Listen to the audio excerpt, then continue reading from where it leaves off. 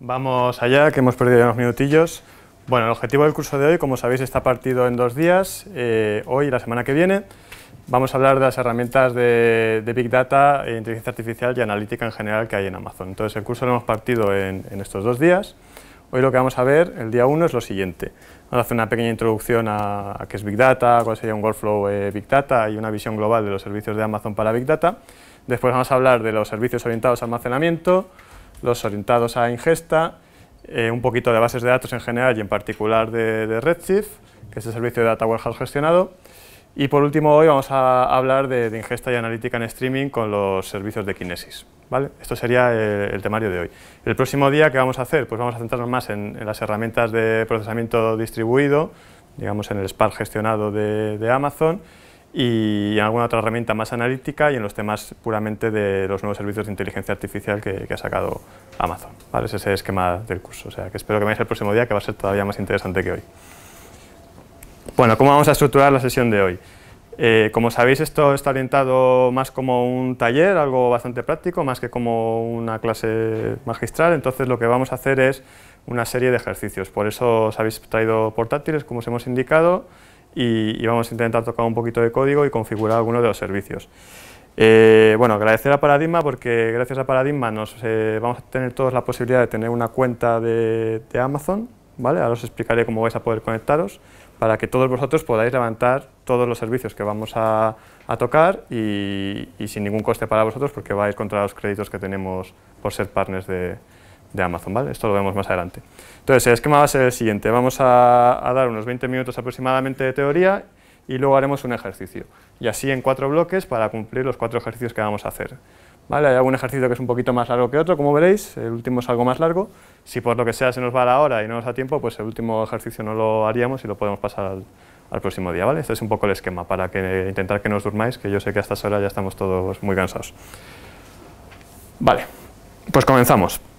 Vamos a empezar con la parte de introducción. Antes de empezar me gustaría saber quién ha trabajado alguna vez con algún servicio de Amazon. Que levante la mano, por favor. Vale, pues con esto me hago una idea, ¿vale? El primer ejercicio vais a ver que es un poco básico para los que ya habéis trabajado alguna vez, pero bueno, como veo que más o menos la mitad de la gente no ha trabajado con Amazon, pues va a estar muy bien para entender algunos conceptos y probar algunas cosas más o menos básicas que luego vamos a usar en el siguiente ejercicio. Vamos a empezar con la introducción. La introducción, ¿qué es Big Data, no? Que es aquí la famosa palabra. Bueno, Big Data se viene definiendo clásicamente por las 3 Vs que habéis oído a lo mejor por ahí, ¿no? Donde se habla del volumen, de grandes volúmenes de datos. Por ejemplo, tenemos el ejemplo clásico de la cantidad de gigas que puede generar simplemente un avión durante un vuelo. Tenemos los datos que es capaz de generar Facebook durante un día con todas las interacciones de los usuarios. Bueno, el número de datos, el volumen de los datos ha crecido muchísimo, ha crecido exponencialmente en los últimos años. Con esto nos referimos a Big Data. ¿Qué problemas se derivan de aquí? Bueno, pues tenemos unas necesidades de almacenamiento mucho más grandes, que a lo mejor ya no son tan fácilmente solucionables por sistemas tradicionales, y tenemos unos desafíos en cuanto al rendimiento, la escalabilidad de sistemas y estos manejos, ¿no? La nube nos puede ayudar mucho con estas problemáticas. Otro de los ejes que definen el Big Data es la variedad de los datos, ¿no? Ahora se habla de datos estructurados y datos no estructurados. Hablamos de datos no estructurados en cuanto, por ejemplo, lo que se refiere a otro tipo de ficheros o de formatos que no están tan estructurados como los que teníamos anteriormente, o también hablamos de variedades en el medio, en la semántica, por ejemplo. Ahora tenemos a lo mejor una información de una conversación puede venir mediante un MP3 de audio y esa misma información puede venir mediante una transcripción, ¿no? La información es la misma, pero el medio es diferente, ¿no? Y tenemos que ser capaces de procesar esto. Digamos que hay muchas variedades. Y luego la disponibilidad, ¿no? Tenemos muchos datos que no siempre están disponibles y hay que manejarlo. Y el otro eje que define el Big Data es la velocidad, ¿no? ¿A qué velocidad están llegando los datos? Pues aquí podemos estar hablando de cosas como el IoT, los dispositivos móviles, sistemas que generan millones de transacciones y que tenemos que ser capaces de manejar muy rápidamente. Y para esto han surgido pues, nuevas tecnologías que nos ayudan, ¿no? Esto un poco a modo de introducción. Al final tenemos 2 paradigmas, el procesamiento en batch más clásico y el procesamiento en streaming, que desde el punto de vista de negocio pues se dice que tenemos que ser capaces de tomar decisiones rápido, porque si tomamos las decisiones muy lentas perdemos oportunidades. Vale. Y todo esto pues, nos va a permitir sacar valor de los datos, de la información, que es al final lo que buscan las empresas. Esto como una definición más general del Big Data. ¿Cuáles son los casos de uso que podemos estar hablando en proyectos de Big Data? Bueno, pues hay muchísimos y cada día van surgiendo más, pero algunos clásicos que estamos viendo y que hemos aplicado en algún proyecto por aquí, pues podrían ser los que he puesto aquí, ¿no? Uno muy clásico, los sistemas de recomendación, que conocemos todos en sistemas como Amazon o Netflix, que usan los datos agregados de compra de todos los usuarios para recomendarles productos que pueden ser interesantes, ¿no? Ese es un ejemplo que se entiende muy bien. O, por ejemplo, otro caso muy interesante desde el punto de vista de negocio es la disminución del churn. Si yo soy capaz de detectar los patrones de comportamiento de mis usuarios antes de darse de baja de mi sistema, puedo intentar anticiparme a eso, y si veo que un usuario se comporta de una manera, por ejemplo, que abre un ticket, que abre una incidencia, que tardo demasiado en responderle, que se me queja, pues puedo prever que se va a dar de baja. Entonces puedo intentar tomar una acción para satisfacer al usuario y que no se vaya de baja, ¿no? Eso es un ejemplo típico. ¿Vale? Y aquí veis otros, pues evaluación del riesgo, análisis de texto e imagen, que estará muy de moda con las nuevas APIs de inteligencia que están liberando las plataformas cloud como Amazon y Google. Y bueno, las aplicaciones son casi infinitas. Bueno, vamos a empezar ya a aterrizar un poco más desde el punto de vista técnico. ¿Cuál sería un flujo general, digamos, de un proyecto de Big Data? Pues lo que llamamos el Big Data Workflow, ¿no? Clásicamente se viene partiendo en estas 4 grandes fases. Hablemos en general, ¿vale? Cada proyecto tiene sus peculiaridades. Al final nosotros vamos a tener unos orígenes, unas fuentes de datos, vamos a tener que ingestarlos de alguna manera, vamos a tener que almacenarlos de una forma más o menos ordenada o estructurada, posiblemente tengamos que hacer algún tipo de procesamiento o analítica sobre estos grandes volúmenes de datos y a lo mejor volver a almacenar el resultado, y finalmente vamos a consumir o explotar esos datos, quizá con visualizaciones, con agregados o con analíticas. Y esto nos va a dar una respuesta sobre los datos originales. Este viene siendo un ejemplo, un flujo general. ¿Cuál es el desafío? Que el tiempo de respuesta, digamos, la latencia desde que recibimos datos hasta que obtenemos respuestas sea el mínimo posible, y que la complejidad de los sistemas que haya por debajo pues también sea la mínima posible, ¿no? Encontrar el equilibrio entre el rendimiento y el coste también, que es algo importante. Bueno, ¿y qué nos ofrece Amazon para manejar todo esto? Pues un poco siguiendo con el paradigma de las 4 fases de un proyecto Big Data, estos serían los componentes que nos ofrece Amazon, ¿no? Los de ingesta, los de almacenamiento, los de procesamiento-análisis y los de visualización. Hoy lo que vamos a hacer es centrarnos, como os he dicho antes, en estas 2 partes, la de ingesta y la de almacenamiento, y el próximo día vamos a centrarnos más en las de procesamiento y visualización. Y en concreto, os voy a contar un poco de cada una de estas piezas. Como veis, van a ser muchas cosas, entonces vamos a intentar pasar un poco por encima de todas para que os llevéis una idea de para qué pueden servir sin entrar en demasiado detalle, pero lo que vamos a hacer luego es una práctica usando estos 3 componentes, Kinesis, S3 y Redshift, ¿vale? Para que los toquéis, juguéis y veáis un poco más el potencial. Vamos a ver si lo conseguimos. Bueno, empezamos entonces ya en detalle por el primer componente. Vamos a hablar de almacenamiento y aquí os voy a contar algo sobre S3 y Glacier. Bueno, S3, los que habéis trabajado alguna vez con Amazon, pues seguramente conozcáis S3 porque junto con F2 pues es uno de los fundamentals, como llaman ellos, ¿no? De las piezas en las que se apoyan otros servicios y que son básicas.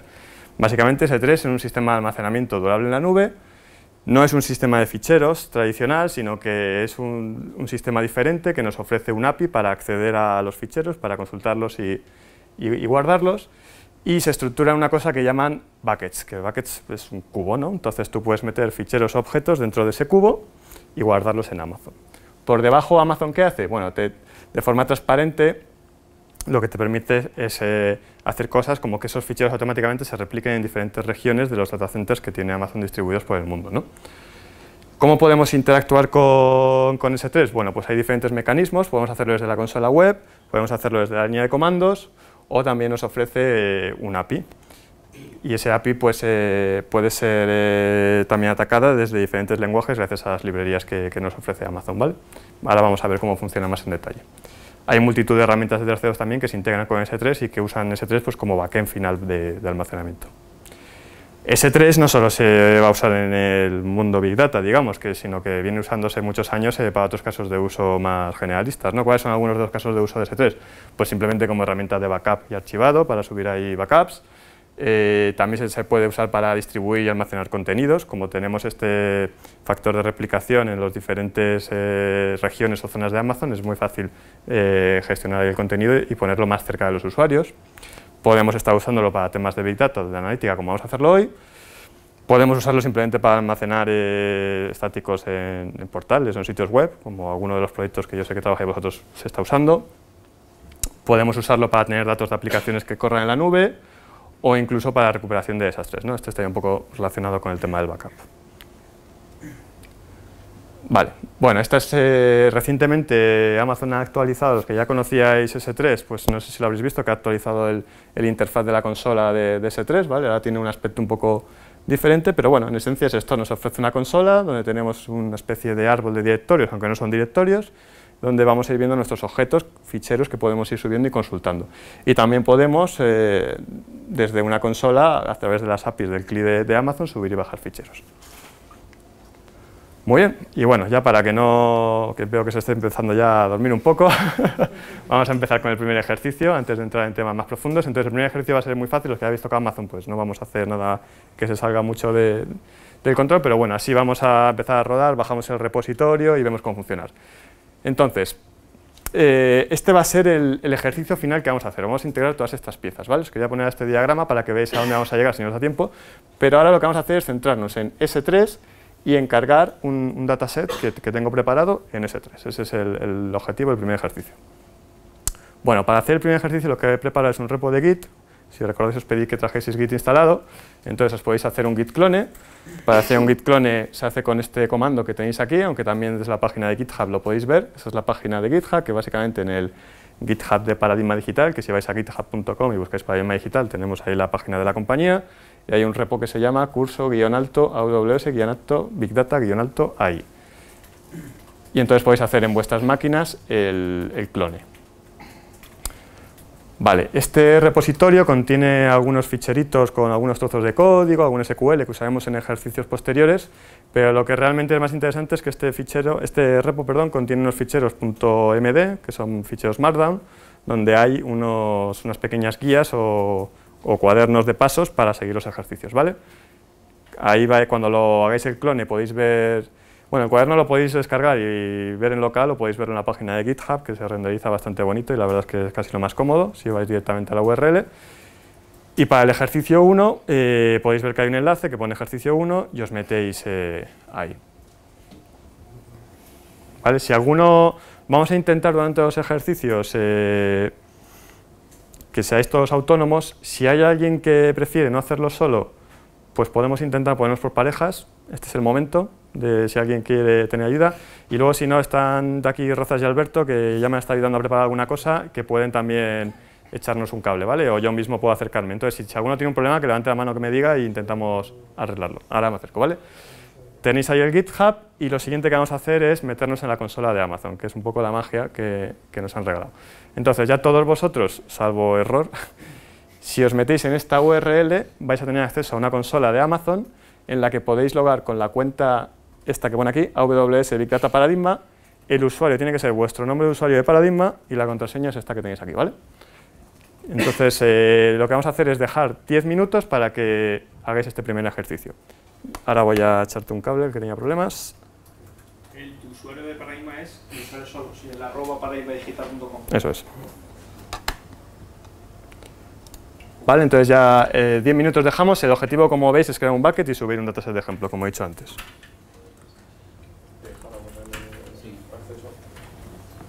Sí, voy a dejar esto, vale. Vale, ¿quién tenía problemas por aquí?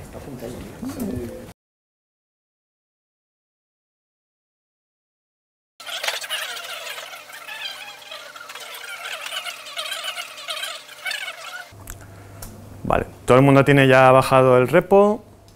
Si hay alguien que tenga problemas para entrar en la consola de Amazon, que me lo diga, que pueda haber algún error. Pero bueno, creo que todo el mundo debería entrar. Vale, para entrar a la consola es esta URL. Y aquí la contraseña es importante que la primera C es mayúscula, el resto todo minúsculas.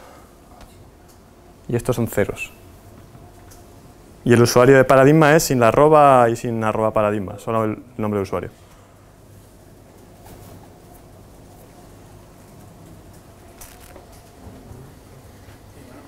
Sí.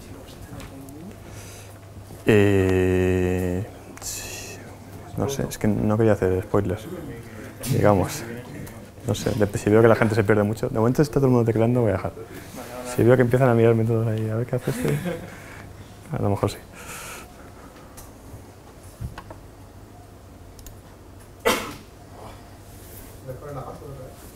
Sí, perdón.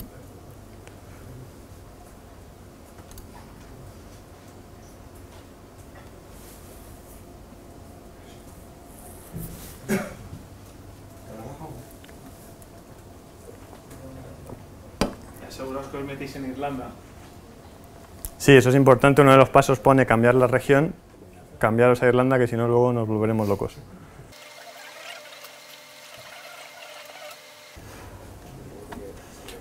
Bueno, como os decía, en el GitHub es bastante cómodo desde aquí ver el Markdown y el ejercicio 1. Espero que estéis siguiendo estos pasos que vienen aquí. ¿Vale? En S3, ¿queremos que hacemos versioning login y En S3... ¿Hay que crearlo de alguna manera? Sí, no, eso... A ver, hay muchas opciones adicionales, digamos, que no hablo en la guía de ellas. Dejámoslo de por defecto cuando no pongo nada, ¿vale? O sea, simplemente next, next, next. Y ya está.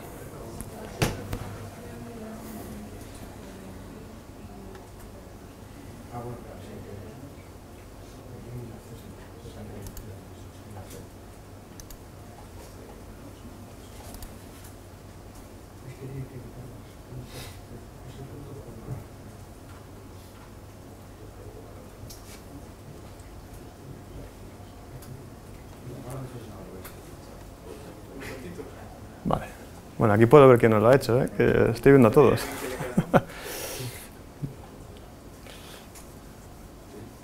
Bien, de momento todos en Irlanda.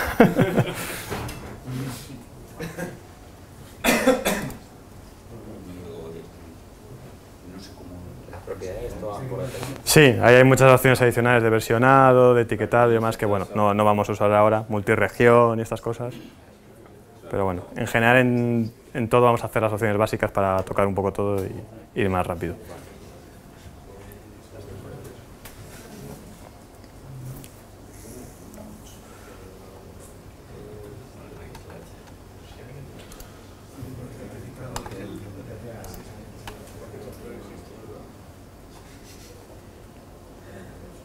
Vale, si alguno tiene cualquier problema que me avise, por favor, que no vamos a intentar que nadie se quede atrás. Es complicado con tanta gente, pero a ver si lo conseguimos.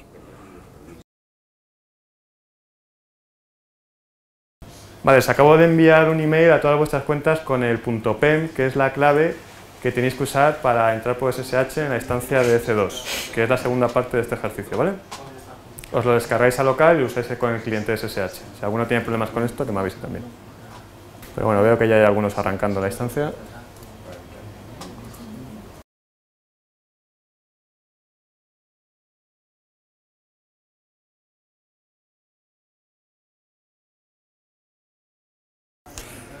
Vale, pues bueno, como más o menos la mitad creo que ya lo habéis hecho, mientras los demás rematáis, está por aquí Alberto y Rozas para ayudaros, ¿vale? Les pedís ayuda si os atasquéis con algo más a seguir, porque si no nos va a comer la tarde y no vamos a llegar, ¿vale? Pero bueno, en paralelo podemos ir avanzando. Vuelvo a la presentación, si la encuentro. Aquí, vale.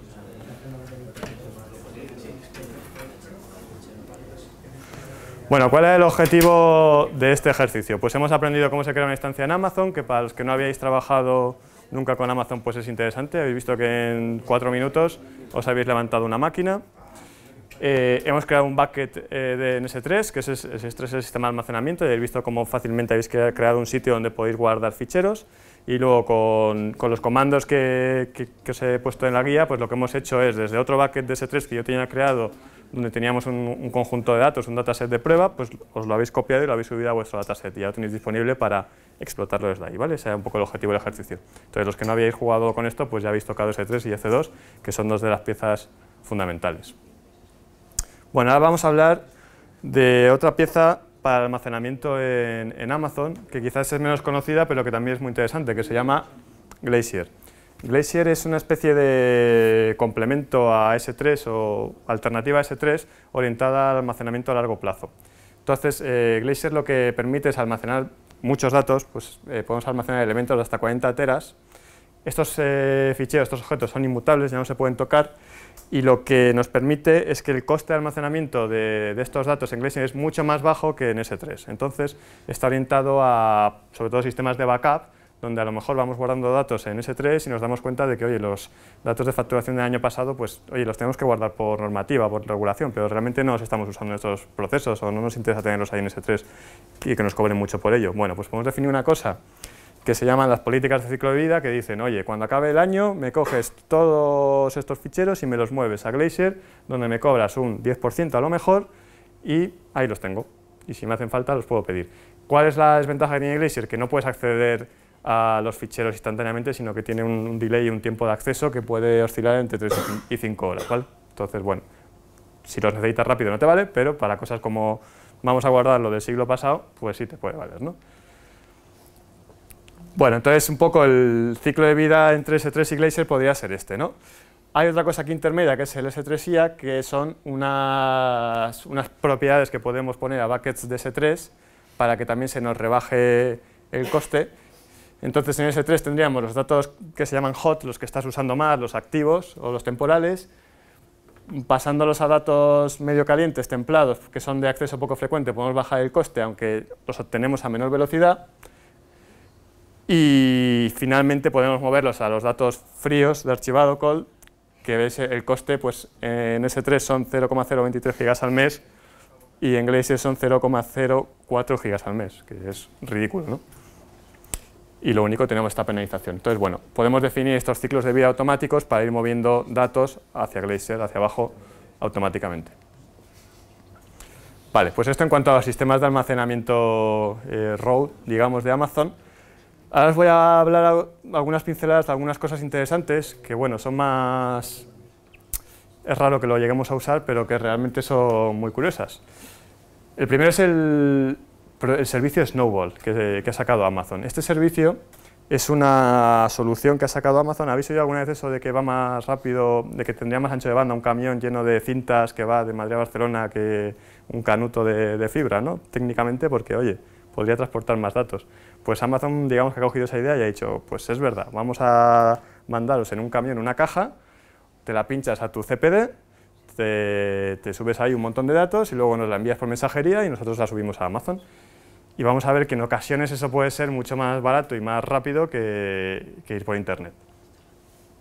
Entonces, tienen unos dispositivos físicos para transporte de datos que nos ofrecen esta interfaz de 10 gigabit. Además tienen diferentes conectores, RJ45, RSPF, y los datos que metes ahí están cifrados con claves de 256 bits gestionadas por KMS, que es el servicio de claves de Amazon, ¿vale? Entonces tú la pides y te mandan esto. Hay 3 sabores o 3 modalidades, una de 50 teras, otra de 80 teras, y este que es el Edge, que es de 100 teras y además tiene capacidad de cómputo embebida. Y bueno, te mandan esto, lo puedes conectar por fibra a tu data center y claro, ahí tienes unas transferencias altísimas y luego se lo mandas a Amazon y te lo cargan. Entonces es una alternativa para ingestar datos en la nube cuando realmente por red es complicado. Este es un poco el flujo, ¿no? Como os contaba, pues tú le creas un job, que llaman ellos, te hacen un ship, una entrega del cacharro, se comprometen a que te lo entregan en un número máximo de días, luego tú tienes un número máximo de días para hacer tu transferencia, se lo envías de vuelta y te notifican por SMS cuando lo han completado el trabajo.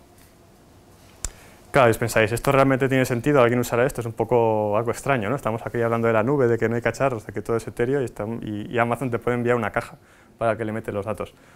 Bueno, pues depende. Aquí, por ejemplo, tenemos una comparativa de cuánto nos costaría transferir 50 teras dependiendo de diferentes características, ¿no? Aquí estaríamos hablando de la utilización del ancho de banda de tu red, del tipo de conexión que tienes, y este sería el número de días. Entonces, si tenemos una conexión buena de 1 gigabit por segundo y estamos utilizando el 75%, en transferir 50 teras a Amazon tardaríamos 6 días. Entonces, hombre, 6 días pues casi me compensa esperar 6 días, porque si tengo que hacer la petición del cacharro, me lo mandan, lo tengo que montar, lo tengo que enviar de vuelta, pues eso se va a ir a más tiempo. Bueno, vale, ahí a lo mejor no te compensa. Pero si estamos hablando de que quiero subir 250 teras a la nube, a lo mejor ya empieza a compensar. Y a lo mejor si mi velocidad de internet no es tan buena, sino que tengo una de 300 megas y además no la puedo dedicar enteramente porque mi compañía necesita ese ancho de banda y solo puedo dedicar el 25%, pues tardaría 316 días en subir esto. Y a lo mejor en un par de semanas lo tengo con el otro sistema. Entonces aquí sí que empieza a compensar por coste-rendimiento, ¿vale? Entonces, bueno, no es para todos los casos de uso, pero sí que es una alternativa interesante que ha sacado Amazon y por eso os la cuento, ¿vale? Bueno, aquí veis que los costes son $200 más los gastos de envío, dependiendo de la región, los gastos varían. Y bueno, que ahí hay unas condiciones, ¿no? Tienes que rellenarlo antes de 10 días, si no te penalizan cada día que te retrases con $15. Y luego además te cobran, cuando te lo suben ellos a la nube, te cobran los gastos habituales de subir datos en S3, ¿vale? Entonces hay que echar las cuentas, a ver cuánto va a andar, pero bueno, se nos puede poner pues eso, unos $400, $500 a lo mejor subir grandes bunches de datos, depende del volumen de datos también, claro. Vale, es una solución interesante. Bueno, otra cosa interesante que nos ofrece Amazon es un servicio que se llama Direct Connect. Direct Connect es un servicio que tiene Amazon con diferentes proveedores diferentes partners en todos los países, que básicamente te tiran una línea dedicada de fibra a tu data center con ellos. Y con esto que consigues, pues una conexión dedicada que no tiene los problemas que puedes tener en Internet en cuanto a la estabilidad de la conexión. Hay de dos tipos, de 1 GB por segundo y de GB por segundo, una conexión con los protocolos estándar y además puedes luego hacer varias interfaces virtuales para paralelizar y demás, ¿vale? Es una opción también interesante cuando realmente durante mucho tiempo vas a querer subir muchos datos, pues económicamente puede compensar también que salir por Internet. ¿Vale? Y luego hay otro tipo de herramientas o soluciones que nos ofrece Amazon para cuando simplemente queremos subir datos a S3 de una forma más tradicional por Internet, pero queremos intentar ir un poquito más rápido. Bueno, pues ahí os hablan, hay una herramienta que es el S3 Transfer Acceleration, para intentar subirlo a través de CloudFront, a través de los nodos que tengas más cercanos a tu data center. Luego hay diferentes técnicas, Tsunami UDP, basándote en el protocolo UDP en vez de en TCP y minimizar el trasiego. Usar rsync, si estás subiendo ficheros que básicamente son incrementales, que se van periódicamente extendiendo, pues usa rsync, en vez de subir todo el fichero, sube solo el incremento, ¿no?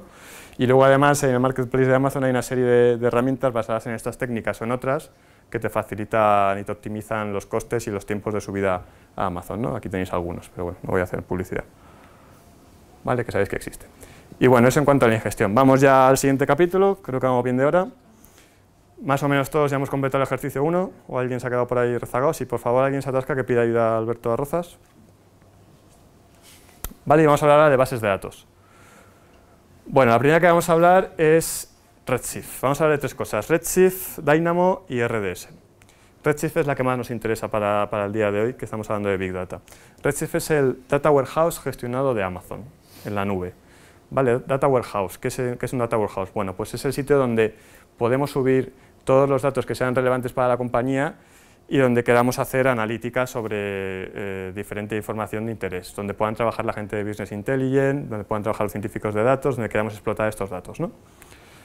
¿Cuáles son las ventajas de Redshift? Bueno, es masivamente paralelo, tiene un diseño de manera que es totalmente paralelizable, está basado en Postgres internamente, escala a nivel de petabytes, podemos subir grandes cantidades de datos, y puedes elegir si quieres montarlos sobre nodos que tengan discos discos HD o discos sólidos, SSD, ¿vale? Dependiendo del tipo de queries, de analítica, de cálculos que quieras hacer, te puede interesar más trabajar sobre discos sólidos o no. Y de esto que también repercute en el precio, claro. ¿Vale? Bueno, ¿cuáles son los casos de uso tradicionales? Pues los tradicionales Data Warehouse Enterprise, pues hablamos de, bueno, no quiero hablar de nadie, pero bueno, hablamos de los tradicionales Data Warehouse, pueden ser reemplazados por Redshift en la nube. También surgen nuevos casos de uso asociados al mundo Big Data, ¿no? Podemos usar Redshift como explotación de estos sistemas Big Data con algunos de los casos de uso que hablábamos al principio. O en general compañías que desarrollen software como servicio que quieran añadir temas de analítica a sus funcionalidades. Bueno, Redshift daría para estar aquí hablando toda la tarde, entonces vamos a contar algunas pinceladas y si acaso más adelante, si vemos que es de interés, montaremos un seminario solo de Redshift. Pero bueno, lo más interesante de Redshift es que usa un sistema distribuido donde tenemos un nodo líder y una serie de nodos de computación. El número de nodos de computación es configurable desde la consola de Amazon, de hecho luego lo vamos a probar, ¿vale? De manera que según las necesidades de computación que tú tengas, pues puedes poner un clúster más grande o más pequeño y te cobran por eso, claro. Vale, lo interesante de Redshift es que a través del nodo líder nos ofrece una interfaz SQL con el que podemos conectar a través de un conector JDBC. Y es el nodo líder el que se encarga de hacer un plan de ejecución y distribuir el trabajo entre todos los nodos de computación. Además, una de las cosas interesantes es que usa almacenamiento columnar, que ahora vamos a ver un poco más, y es capaz de ejecutar queries en paralelo porque fragmenta el trabajo y lo va repartiendo entre los nodos. ¿Vale? Y por supuesto está perfectamente integrado con el resto de piezas del ecosistema de Amazon, como S3, Dynamo, MR, etc. Vale, el almacenamiento columnar, porque esto es importante. Cuando usamos Redshift está orientado a temas de analítica, donde vamos a tener que hacer pues, agregaciones, consultar grandes volúmenes de datos y calcular una media, por ejemplo, o un máximo. Entonces es interesante el almacenamiento columnar porque si yo, por ejemplo, quiero calcular la media de la edad de mis clientes, imaginemos que estos son clientes, lo que voy a hacer es recorrer toda la columna edad. Si el almacenamiento es columnar, el dato de la edad va a estar cerca en disco y por lo tanto al consultarlo voy a reducir la entrada-salida, que al final es lo que más nos penaliza en tiempo, ¿no? Y este es el diseño que tiene Redshift. Otra cosa que nos ofrece Redshift es compresión de los datos de forma transparente. Tú puedes sugerirle que comprima ciertos datos y él automáticamente te los va comprimiendo, de manera que reduces espacio. Y por lo tanto también reduces entrada-salida, porque los datos al estar comprimidos pues ocupan menos, claro. Vale, como os decía, Redshift lo que hace cuando tú lanzas una query es un plan optimizado de ejecución. Internamente, por lo que puedo averiguar, parece ser que se ejecuta en C, entonces la primera vez que lanzas una query tarda un poquito más porque hace un pequeño proceso de compilación de tu query a C. Y posteriormente, cuando repites la query, es mucho más rápida. Ahora vamos a ver que podemos consultar el plan lógico y físico que Redshift diseña y cómo va mandando trabajo a los diferentes nodos, y con esta información tú puedes intentar optimizar tanto la configuración de tu clúster como el tipo de queries que estás haciendo, ¿vale? Bueno, ¿cómo podemos cargar datos en Redshift? Pues hay varias formas, pero la forma recomendable que vamos a usar ahora en el ejercicio es hacerlo desde S3, es la forma natural. Digamos que S3 es la recomendación de Amazon para tener un data lake, para tener los datos en crudo, y Redshift podría ser una herramienta de explotación o analítica de los datos que se alimenta de S3 y a través de un comando relativamente sencillo, como este que vamos a ver aquí, luego lo veremos en detalle, podemos cargar en paralelo datos en los nodos de computación. Vale, es interesante, dentro de cada nodo de computación tenemos, digamos, un segundo nivel de paralelismo, de distribución, ya que tiene un concepto que son los slices. Y un nodo puede tener varios slices, digamos que hay un slice por core. ¿Vale? De esta forma hay dos niveles de paralelismo, a nivel de nodo y a nivel de core. ¿Vale? Lo que os decía, para sacar el máximo partido a la paralelización es interesante tener los datos en S3 fragmentados en pequeños ficheros, porque imaginamos que tenemos un único fichero muy grande. Pues al final tú se lo das a Redshift y por mucho plan y mucha optimización que haga, pues se lo va a tener que mandar a uno de los nodos de computación y los otros van a estar parados, ¿no? Sin embargo, si conseguimos tener muchos ficheritos pequeños, pues Redshift puede hacer un plan más optimizado y decir, oye, pues este slice que se encargue de este del otro, y en paralelo ir 16 veces más rápido, como en este ejemplo, ¿no? Bueno, como veis ahí, el comando que vamos a usar para cargar ficheros desde S3 es el comando copy, que también está soportado en Postgres, y ahora vamos a ver cómo funciona. Bueno, nos permite tomar backups de una manera automática o manual, con cierta frecuencia, tiene varias opciones de configuración, es bastante cómodo, y los propios backups se pueden almacenar después en S3 como herramienta de respaldo de los backups. Vale. Y una de las características más interesantes, yo creo, de Redshift es que es muy fácil redimensionarlo, que esto es algo que, por ejemplo, en un proyecto donde estamos usando ahora nos ha pasado, que dices inicialmente, oye, necesito un clúster de Redshift, vale, ¿cómo lo vas a usar? ¿Cuánta caña le vas a dar? Pues no lo sé, yo quiero ir ahí metiendo cosas y ya veré qué analítica hago. Y después, entonces no te puedo dimensionar el clúster si no me dices cómo lo vas a usar. Bueno, no pasa nada, porque podemos hacer un clúster muy pequeñito al principio y a medida que vayamos estudiando el tipo de queries, el tipo de uso que se le va dando, podemos decir, oye, este clúster que escale, la elasticidad que nos permite la nube, ¿no? Entonces podemos aumentar tanto el número de nodos del clúster de forma dinámica, como a través de los snapshots cambiar las características del clúster. Por ejemplo, una característica que os hablaba antes es el tipo de disco que tiene, ¿no? Puede ser HDDs o SSDs. Si te das cuenta de que lo has levantado con HDDs porque es más barato inicialmente, pero luego te vendría muy bien que fuesen SSDs, pues pagarás más, pero bueno, puedes hacerlo 2 meses después, apagarlo y levantarlo con SSDs y cargarte los datos del snapshot, ¿no?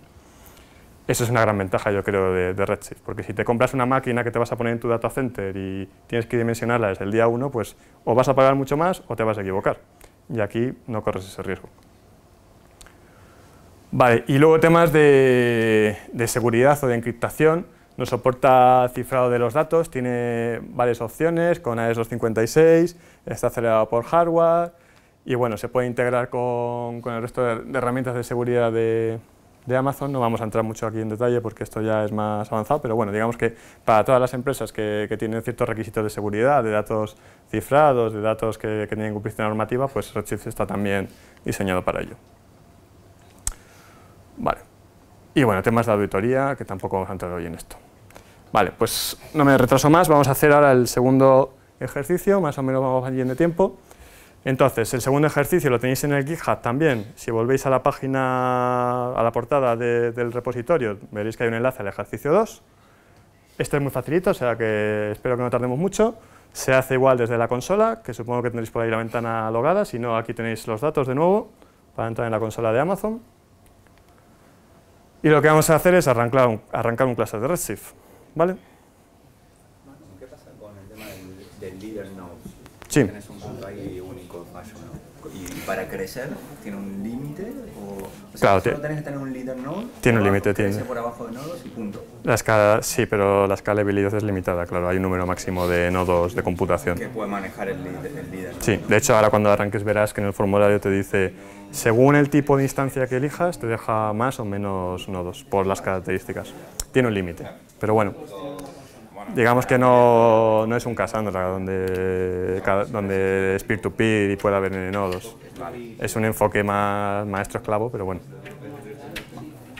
Pero está... Pasa por un leader node. La petición sí, el cómputo se delega a los... Sí, pero digamos que el plan... Bueno, ahora lo veis cuando arranques que se ve muy claro en la configuración. Vale.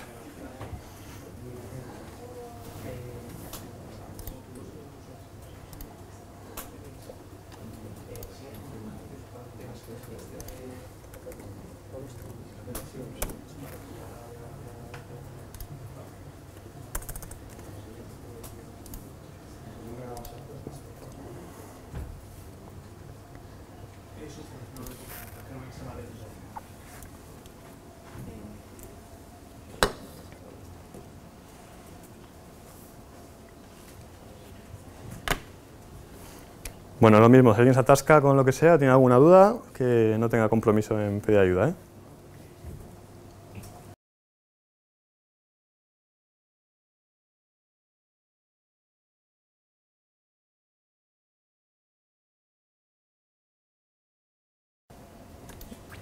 Como podéis ver, cuando creéis el clúster os ofrece diferentes tipos de nodos.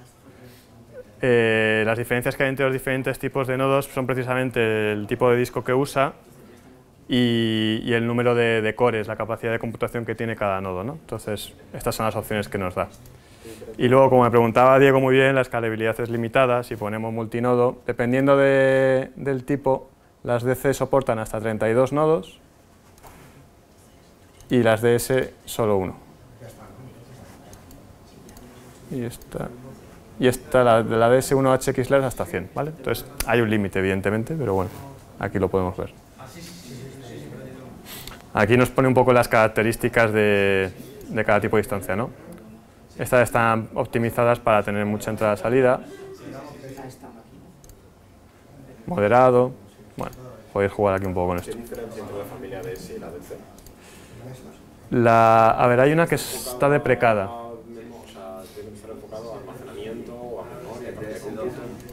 Sí, a ver que me acuerdo, espérate. La DS reemplaza la DS1, la DS2 reemplaza la DS1, o sea que estos de abajo son deprecados, ¿vale? Y realmente tienes la DC1 y la DS2. Las DC1 creo que están orientadas a computación y las DS están orientadas al más almacenamiento. Y luego dentro de ese sabor tienes el Large o el XLarge. No, no se puede cambiar, lo único que puedes hacer es un snapshot, destruir el clúster, volver a arrancar otro clúster y cargar ese snapshot. O sea, los datos sí, pero tienes que ir... Sí, te tienes que apoyar en S3 y eso implica pérdida de servicio. O sea, tienes que volcar a S3, eso puede tardar unos minutos, matas el clúster, pierdes el servicio, arrancas el clúster. Como veis, el clúster tarda unos minutos en arrancar, dependiendo del número de nodos, claro, y haces la importación. O sea, se puede cambiar, pero no a la ligera, no en caliente, vamos. Lo que sí que puedes es en caliente añadir más nodos sin tocar las características de los nodos. Sí, eso sí se puede hacer. Que bueno, eso si lo diseñas más o menos bien, a ver, como tampoco hay muchas opciones, básicamente tienes que saber si te interesa más el almacenamiento que la computación. No, pero como que aún pues hay dos, ¿no? Sí, bueno, claro. Tienes... Ahí básicamente si quieres un pepino o no, porque el XLarge pues son 104 unidades de computación con 32 cores por unidad. Bueno, coste... Bueno, de costes hoy no quiero hablar para no hablar mal de nadie, pero esto es caro. Este Redshift en concreto es caro. O sea, la ventaja de Redshift comparado con... Y esto, bueno, luego me cortas, Alfonso. la ventaja de Redshift comparado con BigQuery es que que es el análogo de QL, en BigQuery pagas por el volumen de datos que mueves en cada consulta que lanzas. Entonces, si no lo usas mucho, es baratísimo, porque no te cobran nada. Y si las consultas están más o menos optimizadas y tal, pues oye, estás pagando justo lo que usas. En Redshift no, es tarifa plana, tú pagas en función de lo que configuras aquí y luego lo machacas. Entiendo que el único problema sería quitar el clúster cuando lo estés utilizando o infrautilizando. Claro, lo que pasa es que el concepto de quitar el clúster no puedes parar el clúster como haces con una instancia de C2. El clúster o está vivo o lo matas. Entonces, si lo matas, tienes que hacer un snapshot, tienes que luego volver a arrancarlo y tal. Depende mucho de cómo estés utilizando el clúster para Claro. si estás haciendo consultas de todos los días, de 9 a 10, porque es cuando tienes una... Si lo está usando un departamento de BI para hacer 4 queries en horario de oficina, te lo programas que se mate a las 8 de la tarde cuando quieras y que se arranque por la mañana y te encaja. El problema es cuando estás haciendo volcado de datos a lo mejor cada hora, pues tienes que tenerlo vivo y ahí no puedes apagarlo. Bueno, pagas nada, pero donde se te puede ir BigQuery es cuando haces queries de teras de datos, ahí es donde se dispara el precio. Pero me sorprende es que sea tan complicado la escalabilidad, porque BigQuery no la tiene. O sea, Claro, el enfoque es diferente que BigQuery. BigQuery es, no te preocupes de absolutamente nada de infraestructura, yo me encargo, dame los datos y dame la query. Y yo lo hago todo. Y aquí no, aquí te permite tunear un poco, pero bueno, levantarte un data warehouse con 3 clics a mí también me parece espectacular. A ver, es lo bueno y lo malo de ¿qué quieres? ¿Más configuración o más abstracción, no?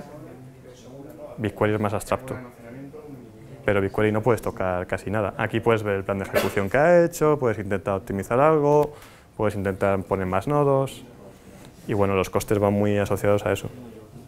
Al final, si tienes gente de tecnología detrás, a lo mejor te interesa más esto y si no tienes a nadie, pues BigQuery, claro, es mucho más fácil. me has dejado loco con el tema de que tenía que hacer un snapshot y quitar el clúster.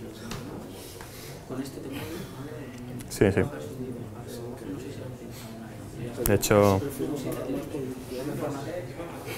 claro, lo que pasa es que BigQuery tienes la incertidumbre, al final esto es una tarifa plana carísima y en BigQuery tienes la incertidumbre de a ver cuánto me acaban cobrando por el tipo de query consultas que hago.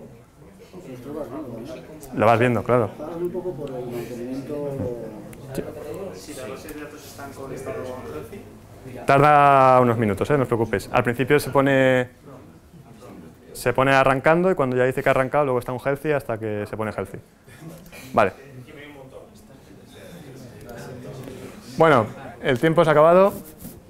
Si alguien tiene algún problema, pues que pida ayuda, por favor, Alberto. No a rozas, pero bueno, ya veis que este ejercicio será muy fácil, son 3 clics, ¿vale? Simplemente da la idea. Lo que vamos a hacer ahora, como el clúster tarda bastante en arrancar, a lo mejor no han arrancado todos todavía, vamos a seguir viendo alguna cosa de teoría y luego en el siguiente ejercicio 3 vamos a usar el clúster para cargar datos, ¿vale? Bueno, vale, vemos por aquí.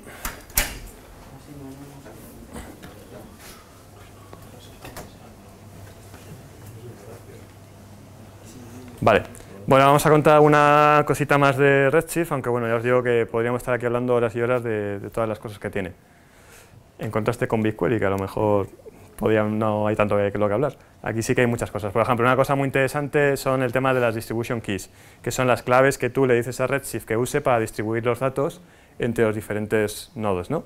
Entre los diferentes nodos. Y lo que nos permite también son diferentes estrategias de distribución. Por ejemplo, podemos decirle cuál es la distribution key y que según esa key nos mande a un nodo u otro, o podemos decirle que all, es decir, que mande un dato a todos los nodos. Esto es útil, por ejemplo, pues cuando tenemos datos maestros que vamos a usar en muchas queries. Yo que sé, el típico ejemplo que siempre pone Rozas de las provincias. Oye, tengo una tabla muy pequeña con provincias, pero me es muy útil porque luego quiero hacer unos joins con no sé qué.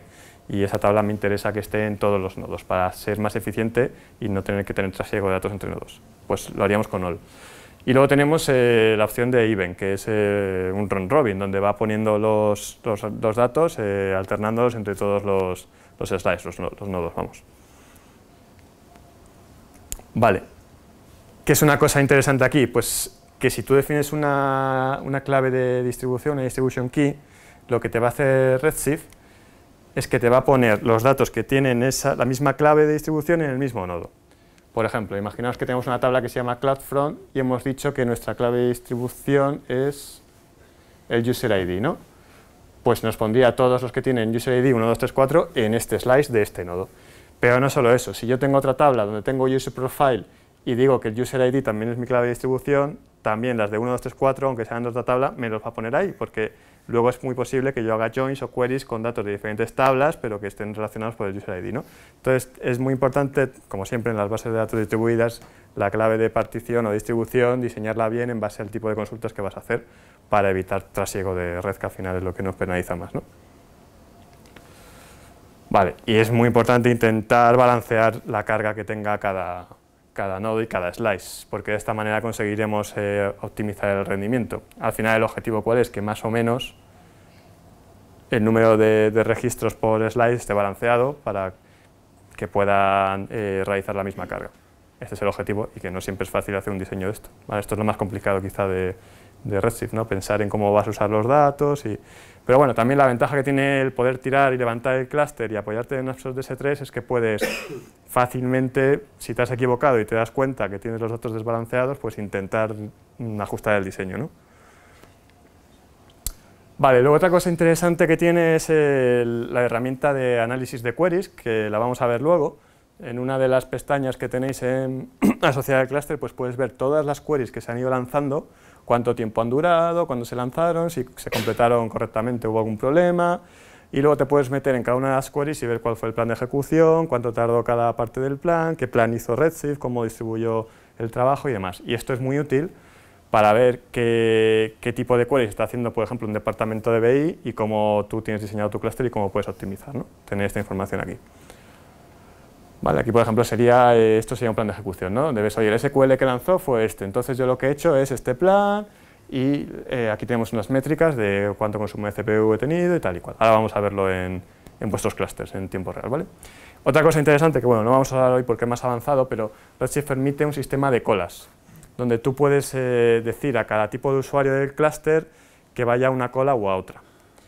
Y además puedes decir cuál es la concurrencia que hay en cada una de las colas. Entonces, esto es útil porque, por ejemplo, puede pasar que tengas diferentes tipos de usuarios que estén explotando datos en el clúster, ¿no? Puedes tener el departamento de BI, pero luego tienes que tener yo qué sé, el departamento financiero que hace ciertas consultas y luego a lo mejor a final de mes tienes un proceso que hace no sé qué agregación de la facturación. Pues imagínate que ese proceso de la facturación es muy pesado y machaca mucho al clúster y tú en paralelo quieres que la gente de BI siga trabajando. Pues lo que puedes hacer es una cola para la gente de BI para que no se vean impactados y otra cola para las queries que vengan de este proceso mensual, de manera que no bloqueen a la gente de BI, ¿no? Tiene diferentes características como el máximo timeout, el porcentaje de memoria que le dejas y bueno, así consigues un poco que unos usuarios no penalicen o perjudiquen a otros. Muy bien, y esto de Redshift. Entonces ahora os voy a contar algunas cosas más de Dynamo y de RDS. Vamos a ir rápido porque vamos un poco más justos de tiempo y no es tan interesante y luego ya hacemos el siguiente ejercicio, vamos a Redshift para hacer el siguiente ejercicio donde lo vamos a usar más, ¿no? Bueno, Dynamo, no sé si lo conocéis alguno, no es tanto un tema de Big Data, pero sí que quería comentarlo porque Dynamo es el sistema NoSQL, la base de datos NoSQL gestionada de Amazon, ¿no? Y bueno, sí que es interesante porque al final es un paradigma diferente, nos combina un paradigma clave de valor con orientado a documentos, entonces puede encajar muy bien en muchos casos de uso y escala muy bien.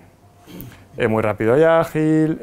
Lo que está muy bien de Dynamo es que el rendimiento es totalmente predecible, porque tú lo que le dices es cuántas lecturas y cuántas escrituras vas a querer, y en función de eso él te configura el sistema. Es muy flexible y sí que nos permite escalar hasta terabytes, por lo que podríamos hablar de Big Data. Ofrece replicación, alta disponibilidad, y lo que tiene es un API que implementa un lenguaje, digamos, un poco especial, ¿no? Que es algo como lo que le pasa a Mongo, que no es SQL, es otra cosa. Vamos a ver un poco qué es. Bueno, ¿cómo son una tabla en Dynamo? Pues tiene esta pinta, como os digo, combina el paradigma clave-valor con la orientación a documentos. Hay una serie de ítems con una serie de atributos, y lo que es importante es que hay una hasKey. Y la hasKey se usa para indexar todos los registros y encontrarlos de manera fácil. Entonces, hay que pensar bien el caso de uso en el que tus datos se puedan modelar de esta manera.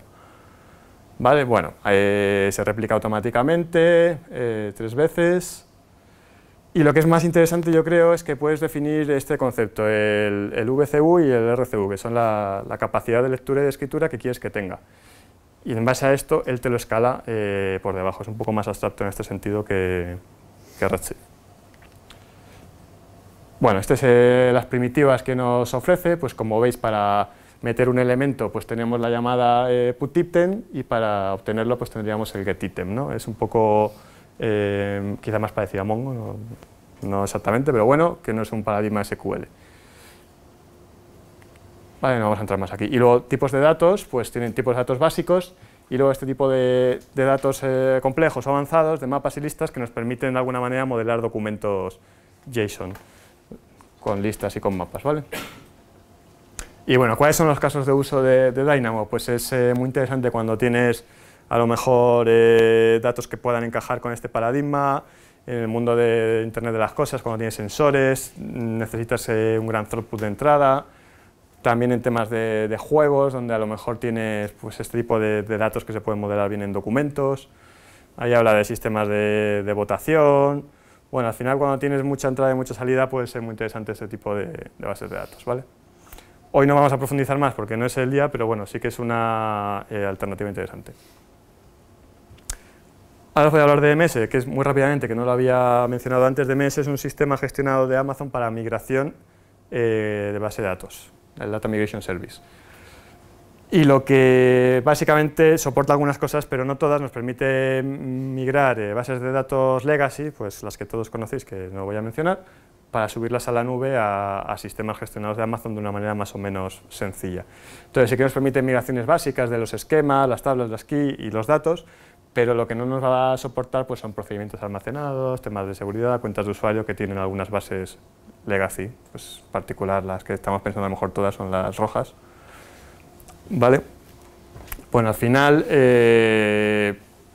no vamos a entrar en los detalles de configuración, pero lo que nos permite es automáticamente sincronizarnos una base de datos on-premise en la nube.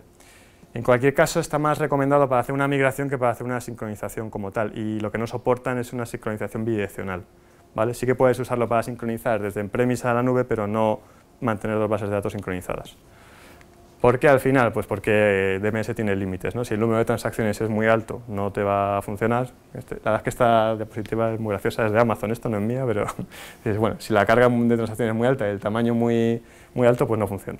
Entonces, depende del caso, pues puede valer o no. Pero bueno, sí que puede ser una solución muy útil para integrarse con estas bases de datos que veis ahí. Y junto con DMS hay otra herramienta que es el SCT, que es el Schema Conversion Tool, que es un complemento que lo que te permite es que te ayuda de alguna manera, es una herramienta de escritorio, como veis, a intentar convertir los esquemas de una base de datos a la otra, que como sabéis pues puede haber ahí problemas de compatibilidades o cosas que no son exactamente iguales, y esta herramienta te intenta ayudar con consejos y demás. Pero bueno, como siempre, el tema de pues, procedimientos almacenados, sobre todo, triggers, cosas más ad hoc de la base de datos, pues es donde está el caballo de batalla de las migraciones. ¿Vale?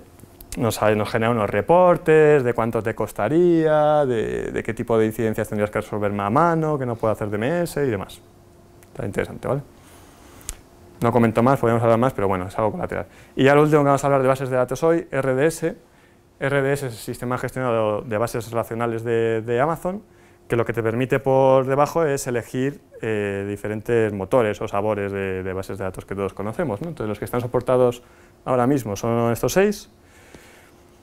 Los 5 de abajo pues los conocéis todos, que son las bases de datos clásicas, digamos, MySQL, MariaDB, Oracle, el SQL Server, el Postgre, y luego hay una especial que es Aurora, que es una adaptación que ha hecho Amazon de MySQL, que está según ellos súper hiper optimizada y mejora todo muchísimo, pero bueno, es el MySQL de Amazon, ¿vale? Y bueno, también se sale un poco del ámbito de este curso, pero sí que quería comentarlo porque al final, ¿cuál es la ventaja de tener una base de datos gestionada en la nube?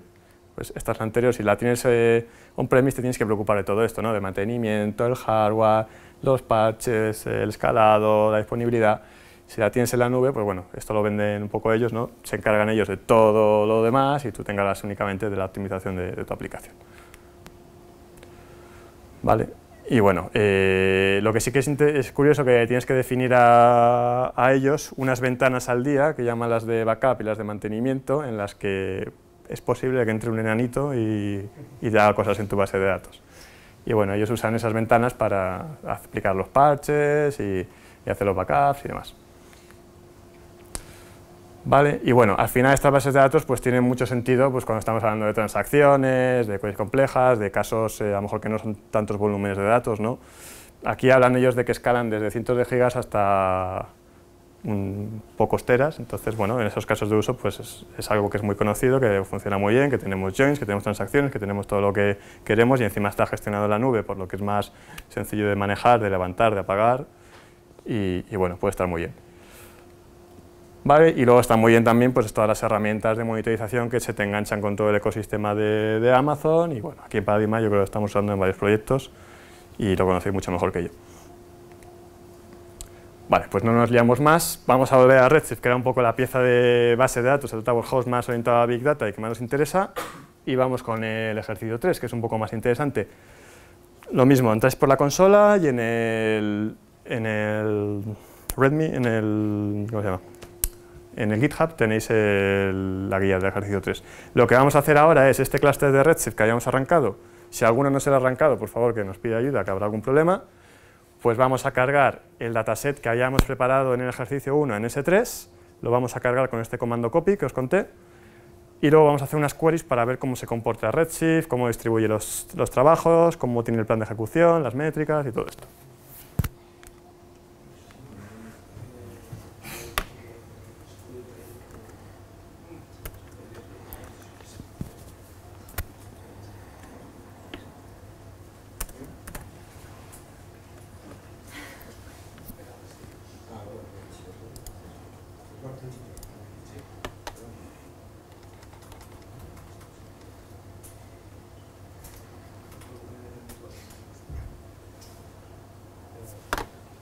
Veo que alguien está haciendo un resizing.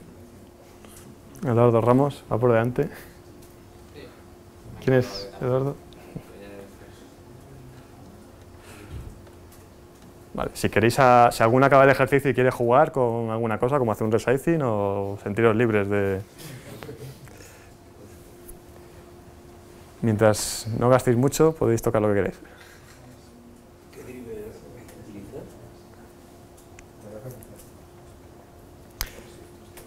Vale, para conectar al Redshift, os he puesto en el notebook, no, en el README, el enlace al driver que recomienda Amazon, que es un .jar para el cliente JDBC. Dependiendo de cada uno el sistema operativo que tenga y lo que tenga, pues se puede conectar con un cliente u otro. Yo os recomendaba, el que sí he probado muy bien y funciona muy bien, todos los que tengáis PyCharm o IntelliJ, la verdad, ese funciona bastante bien. Los que tengáis Windows, el SQL Workbench también funciona bastante bien. El Squirrel también lo hemos probado y Roza se lo conoce bastante bien, o sea que os puede ayudar con la configuración. Y el único que no hemos probado mucho es con Eclipse. Y luego, si alguno tiene algún otro cliente JDBC, pues que lo intente usar, ¿vale?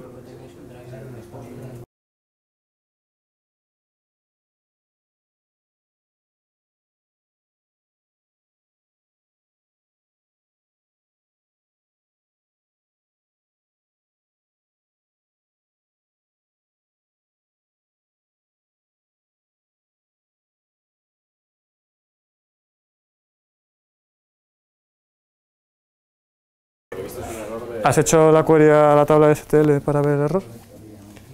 No. ¿Cómo lo voy a hacer? Vale, lo que hace Redshift cuando hay un error en algún proceso de carga, te pone el error en un registro en la tabla esta STL load error. Entonces hazte un select asterisco from STL load errors y te pone el detalle. Y a ver qué te sale y ahí vemos. Lo que le ha pasado a este chico es que ha subido unos ficheros ocultos, que puede que te haya pasado lo mismo. ¿STL cómo es? Guión bajo, STL guión bajo load Bajo... errors. Sí. Pero en... Es una forma curiosa, la verdad. Y entonces ahí en cada línea ves los errores que te dan. Efectivamente, te ha subido el .bas profile, el .bas logout y te lo está intentando procesar y dice que eso no tiene la estructura de la tabla. Entonces vete a S3, bórrate eso y ya está.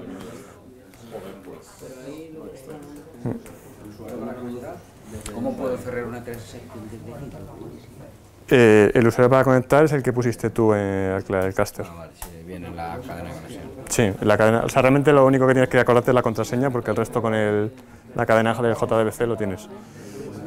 Sí. Una vez que no sé, es que yo no manejo el script. Una vez que tengo cargado el DB, ¿cómo abro una conexión con esto? Te voy a mandar con Rozas, que es el que lo controla, que yo soy más del Workbench. Rozas, puedes echarle un cable con el Squirrel, que tardó menos, este, el de la camiseta verde. ¿Y quién más me había preguntado? Ah, y Miguel, me habías preguntado algo, ¿no? Bueno, ya he tenido que empezar de nuevo, así que ya... Vaya. ¿Le has lanzado una query chunga o qué? Sí, y se ha puesto gilipollas y por algún motivo no había salvado el perfil. Sí, unos de 2 a 4 minutos puede tardar, por las pruebas que yo he hecho. Pero tú piensas que está optimizado no para escribir, sino para leer, claro. Entonces no vas a hacer inserciones aquí masivas ni nada, está pensado para y luego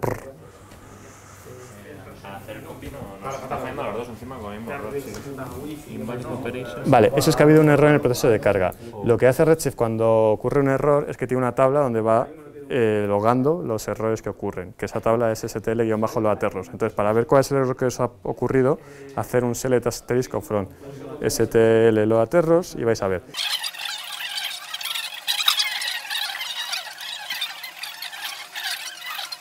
Bueno, cuando vayáis haciendo queries, lo que es muy interesante es ir a la consola web de Redshift e ir viendo el registro de queries que habéis hecho, los planes de ejecución, las métricas de rendimiento y todo lo que podéis ver ahí.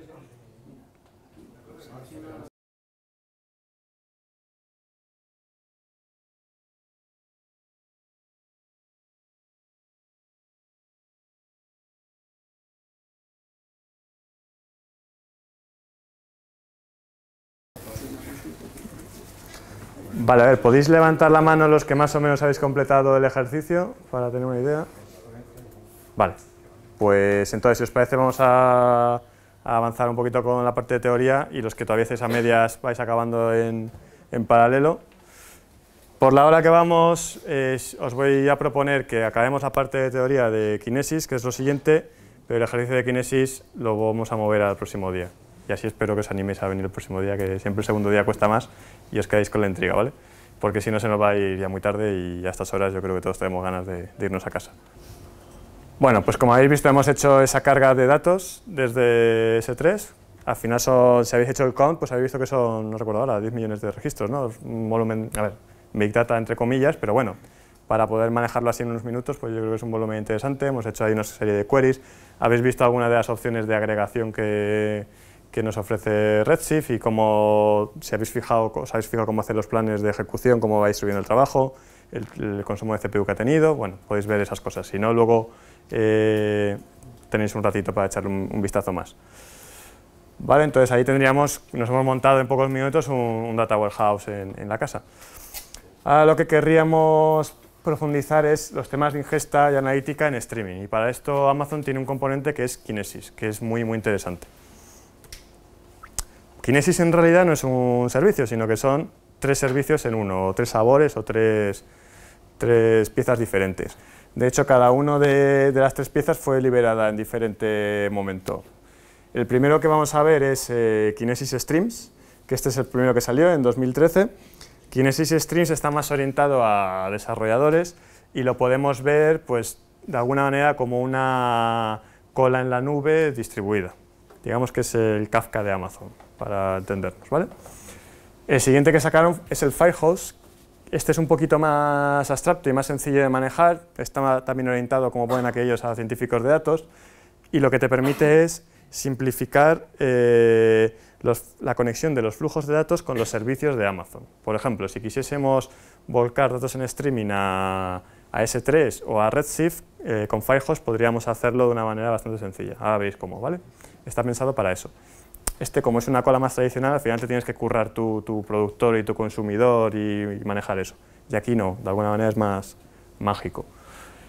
Y el último que sacaron en el 2016 es el Kinesis Analytics, que también, pone aquí está orientado a científicos de datos, es también más abstracto, y está pensado para hacer queries o analítica con sintaxis SQL sobre streamings de datos que estén fluyendo en tiempo real, ¿vale? Entonces es bastante interesante.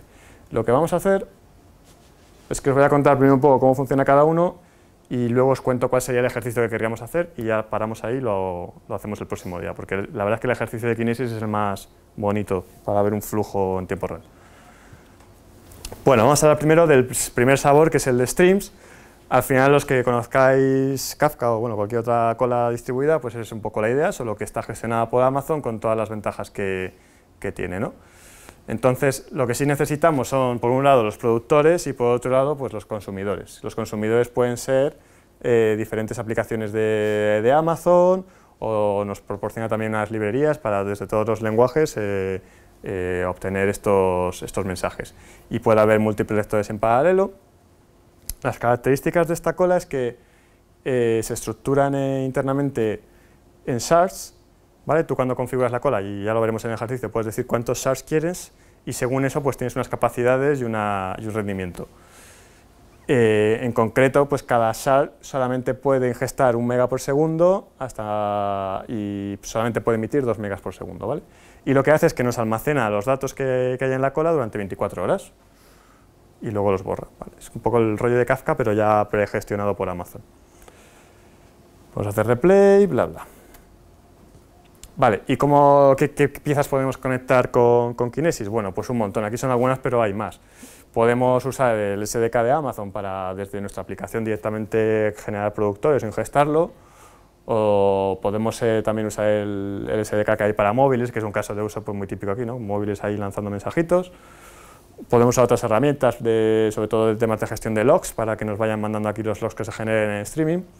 Y luego, para la parte del consumo, pues bueno, a través del API, a través de la librería, podemos consumirlo desde funciones lambda, que ya lo haremos el próximo día también, o bueno, con otros servicios de procesamiento en streaming. Bueno, aquí hay algunos casos de uso, pues un poco el típico que a mí me encaja más aquí, pues es todo el mundo de IoT o de movilidad, ¿no? Cuando tienes muchos sensores que están emitiendo, los quieres tener en la cola los datos, o tienes móviles, o tienes al final un montón de productores distribuidos y quieres tenerlo en la cola para luego ahí ir haciendo un procesamiento. Vale. Bueno, ya lo veréis en el ejemplo el próximo día, pero al final pues hay unas primitivas que nos permiten insertar elementos en Kinesis o obtener estos elementos, ¿no? Y al final pues la primitiva básica es el put record, donde metemos ahí un mensaje y luego veréis cómo se puede sacar. Además tenemos que indicar la clave de partición para ver en qué shard lo mete.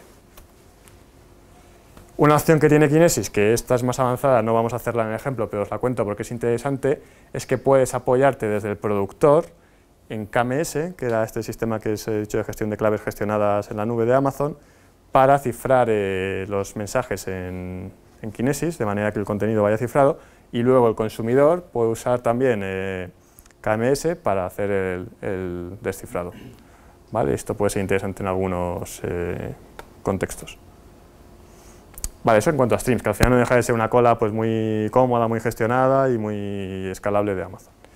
Firehose es un poquito diferente, porque Firehose es más sencillo de manejar y está orientado a conectarlo directamente con las piezas de Amazon, en particular con S3 y con Redshift, ¿no? Que son estos dos sitios donde podemos luego hacer procesamiento o analítica avanzada. Entonces, bueno, como veis, los orígenes de datos pues pueden ser muchos también, unos agentes o unos productores que tengamos, o pueden ser los SDKs de los móviles o de IoT, y al final básicamente le vamos a decir, oye, pues todo esto me lo vas a ir volcando periódicamente en un bucket de S3 o me lo vas a ir ingestando en esta tabla de Redshift, y luego ahí hacer analítica o hacer otro procesamiento. Bueno, no os lo cuento esto mucho porque el ejercicio del próximo día lo que vamos a hacer es esto básicamente, y verlo en directo pues es mejor. Bueno, aquí habla de algunas diferencias, ¿no? Al final, pues la diferencia grande es que los streams son un poquito más de bajo nivel. Tienes que controlar tú explícitamente las peticiones y los consumidores y los productores, el tema de los ARTs, cómo se particionan los datos, y aquí pues te abstraes un poco de todo esto y básicamente le dices, oye, todo lo que venga por aquí me lo vas a ir tú gestionando, y cuando me lo haces un buffer que maneja él y luego me lo vas volcando en S3 o en donde quieras. Vale, y ya lo último que vamos a hablar es de Analytics, que Analytics también es un sistema un poco más de alto nivel y está orientado a hacer analítica en tiempo real sobre los streamings de datos que nos lleguen. Entonces, los casos de uso aquí, bueno, pues lo mismo. Al final estas diapositivas de Amazon pues se repiten mucho, ¿no? Están los casos de IoT, de juegos, de consumidores que están enviando datos y sobre la marcha quieres tomar decisiones. Lo que hablábamos al principio de la importancia de tomar decisiones rápido. Pues lo que sí que nos permite Analytics, que es muy cómodo, es poder hacer queries SQL como si el stream fuese una tabla, ¿no? Esto hay otros sistemas que también lo permiten, de manera que puedes estar preguntando, no sé, hazme una agregación sobre la marcha de los datos que me están llegando de los móviles, que me envían peticiones, ¿no? El ejercicio del próximo día lo vamos a ver, lo vais a probar y yo creo que así es como mejor se entiende.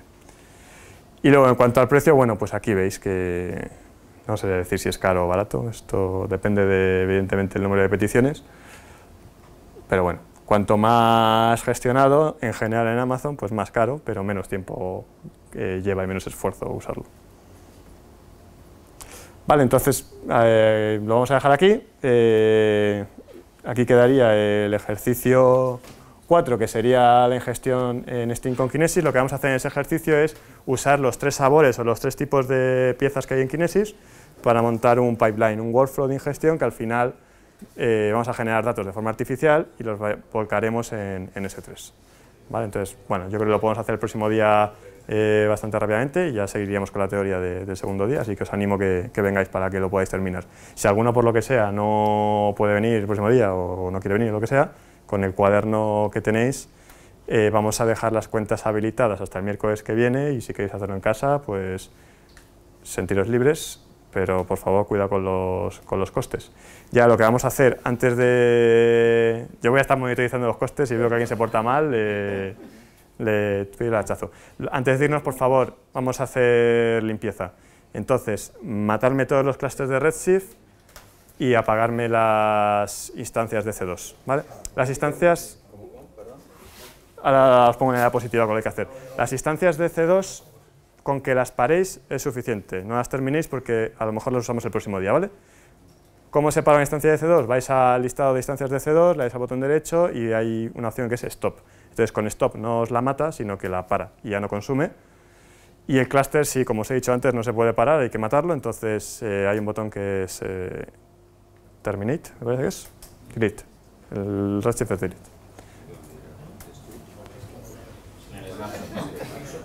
El snapshot no lo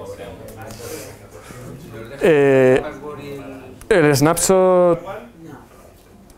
A ver, perdón, el snapshot podéis crearlo si queréis en vuestro bucket de S3, si no, no, como queráis. En realidad no tiene mucho sentido porque los datos que hay en ese snapshot son los datos que ya tenéis en S3, así que se puede reconstruir fácilmente, pero si queréis hacerlo desde snapshot, bien. La contraseña. La contraseña está aquí. ¿Y qué otra pregunta había por ahí?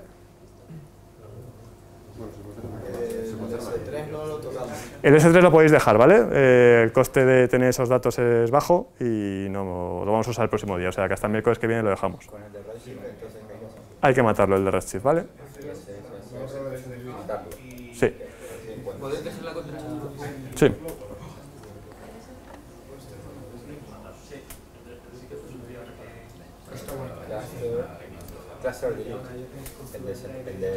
El de Redshift hay que borrarlo, ¿vale? Cuando lo borras es lo que os decía, que te pregunta si quieres hacer un snapshot en tu bucket de S3, si queréis hacerlo, si no, no. Pero bueno, tampoco, como no hemos hecho, tampoco ahí hemos generado datos. Y el otro era La instancia hay que pararla, dándole a stop, en EC2. S2, ¿no? Sí. ¿La password ya la tenéis? ¿Quién? ¿Miguel la quería, no? ¿O todavía no? No consigo ahora hacer login y no sé por qué. Ah, por el change, vale. La C mayúscula. ¿Vale? Sí, luego haré yo un barrido. Vale, bueno, los strings de Kinesis no hay que matarlos porque no los hemos usado.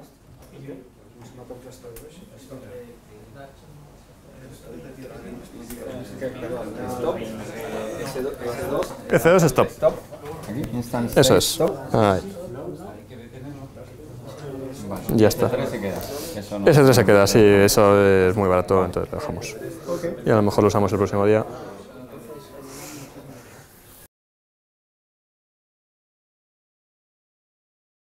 Vale, pues nada, el próximo día usaremos las instancias de C2 que hemos creado hoy y los buckets que hemos creado hoy para el ejercicio con Kinesis y por hoy lo dejamos aquí. Muchas gracias por venir y espero que volváis.